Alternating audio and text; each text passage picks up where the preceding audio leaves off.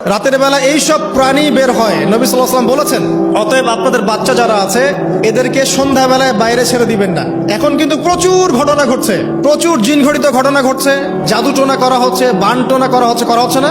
নবী সাল্লাল্লাহু আলাইহি ওয়াসাল্লাম বলেছেন, রাতের বেলা তোমরা বাচ্চাদেরকে সন্ধ্যাবেলা ছেড়ে দিও না, আগে ভালো করে সন্ধ্যাটা হয়ে যাক, যদি ছাড়তে হয় তারপর ছেড়ো।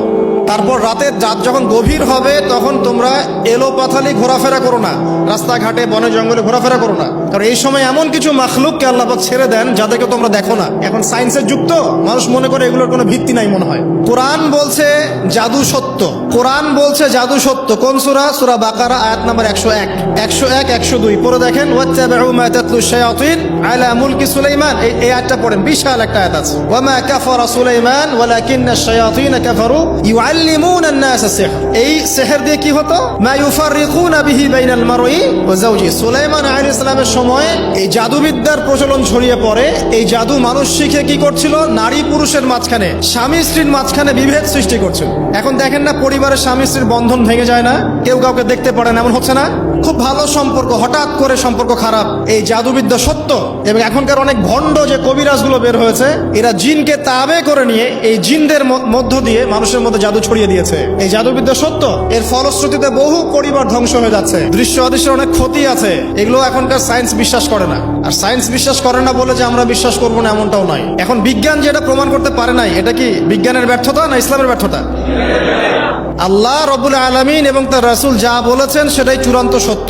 সেটা আমরা প্রমাণ করতে পারি বা না পারি, এটাকে অন্ধভাবেই বিশ্বাস করতে হবে। এটাই হচ্ছে একটা মৌলবাদী কনসেপ্ট।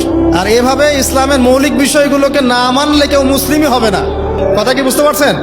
আচ্ছা, তিনি বলছেন রাতের বেলা এমন কিছু মাখলুক বের হয় যাদেরকে তোমরা দেখো না। দুষ্ট জিন বের হয়। কি বের হয়? জিন জাতি নাই পৃথিবীতে?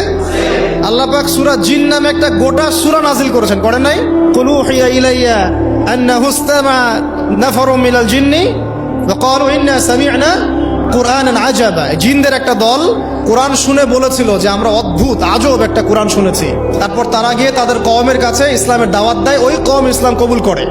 এটা নবী সাল্লাল্লাহু আলাইহি ওয়াসাল্লামের জীবনের সেই সময়কার ঘটনা, যখন নবীজি তায়েফ থেকে ফিরে আসছেন। তায়েফবাসী তাকে অত্যাচার করলো, তিনি নাখলা উপত্যকায় এসে নামাজ পড়ছেন, ওই নামাজের কেরাত শুনে জিনরা ইসলাম কবুল করেছে। সূরা জিনে আল্লাহ পাক এই কথা নাজিল করেছেন। তো আল্লাহ পাক যে বলছেন জিন জাতি আছে, আল্লাহ কি মিথ্যা কথা বলছেন? নাকি নাসা যখন বলে এলিয়েন আছে তখন ওইটা সত্য, আর আল্লাহ বলছেন জিন জাতি আছে এটা মিথ্যা? তা আমাদেরকে আবার নতুন করে মুসলমান হওয়া লাগবে এখন, না আমাদের কনসেপ্ট চেঞ্জ হয়ে গেছে। আবার দেখেন আল্লাহ পাক বলছেন সূরা জারিয়াতের 56 নম্বর আয়াতে, ওয়া মা খালাকতুল জিন্না ওয়াল ইনসা ইল্লা লিয়াবুদুন। আমি জিন আর মানুষকে শুধু আমার ইবাদত করার জন্যই সৃষ্টি করেছে। তাহলে দুটো জাতি পাওয়া গেল, জিন এবং মানুষ। জিন কিসের তৈরি? আগুনের তৈরি। মানুষ কিসের তৈরি? কাদামাটি। ফেরেশতা কিসের তৈরি? নূরের তৈরি। তো এই যে সৃষ্টির বৈচিত্র্য, এটা কার সৃষ্টি? তো সেই আল্লাহ পাকের জ্ঞান সবচেয়ে বেশি না আমার জ্ঞান সবচেয়ে বেশি? সে আল্লাহর পক্ষ থেকে যখন কোরআন এবং হাদিস নাজিল হবে, তা আমি অন্ধভাবে মানবো না? নাকি আমি আল্লাহকে চ্যালেঞ্জ করবো ইবলিসের মতো? ইবলিস আল্লাহকে চ্যালেঞ্জ করছে না, খালাকতানি মিন নার ওয়া খালাকতাহু মিন তিন। আমি কেন আদমকে সিজদা করতে যাব? আমি কেন আদমকে সিজদা করতে যাব?